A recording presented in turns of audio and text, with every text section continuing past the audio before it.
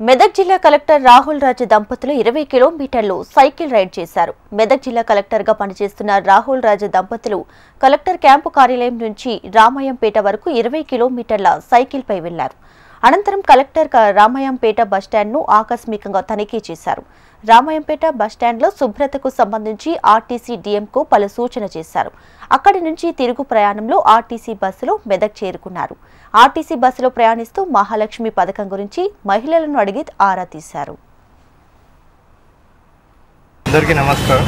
ఈరోజు Ramayampet bus stand అదేవిధంగా Medak bus stand కూడా పరిశీలించడం జరిగింది. సో రామాయంపేట నుంచి మెదక్ వరకు కూడా బస్సులో ట్రావెల్ చేయడం జరిగింది. సో తెలంగాణ రాష్ట్ర ప్రభుత్వం ఎంతో ప్రతిష్టాత్మకంగా సో మహిళలకు ఉచిత బస్సు సౌకర్యం అనేది కల్పిస్తూ ఉంది. మరి ఆ స్కీమ్ ఎట్లా నడుస్తుంది అనేది కూడా క్షేత్రస్థాయిలో పరిశీలించినట్టయితే కూడా పబ్లిక్ అందరూ కూడా చాలా సంతృప్తి వ్యక్తం చేస్తూ ఉన్నారు. ఇప్పుడు నేను ట్రావెల్ చేసి వచ్చిన బస్సులో కూడా ఆల్మోస్ట్ మహిళలకు అందరికీ కూడా సీట్లు ఉన్నాయి. అందరు కూడా సీట్లలో కూర్చొని వస్తూ ఉన్నారు. ప్లస్ అదేవిధంగా ఇప్పుడు మనం చూసినట్టయితే కూడా 70% ఆఫ్ ద ట్రావెల్ మహిళలు చేస్తూ ఉన్నారు. మహిళల సాధికారత కూడా అది చాలా వరకు మనకి ఉపయోగం అవుతూ ఉంది.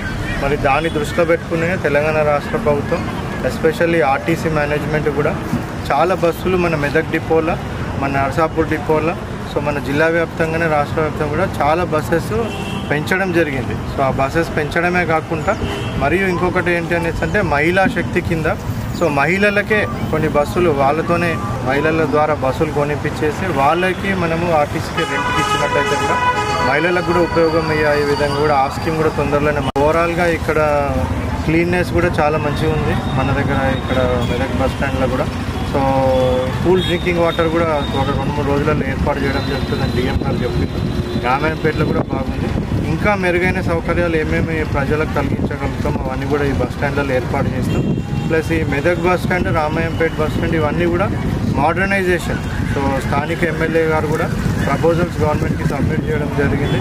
సో తొందరగానే మరి ఆ ప్రపోజల్స్ కూడా అన్ని శాంక్షన్ చేపించి ఈ 2 బస్ స్టాండ్స్ కూడా మన జిల్లాలో మోడర్నైజేషన్ చేసి ఇంకా మంచి ఎక్విప్మెంట్స్ తీసుకోవాలని ప్రజలకు ఇంకా మెరుగైన సౌకర్యాలు కూడా అందించడం జరుగుతుంది.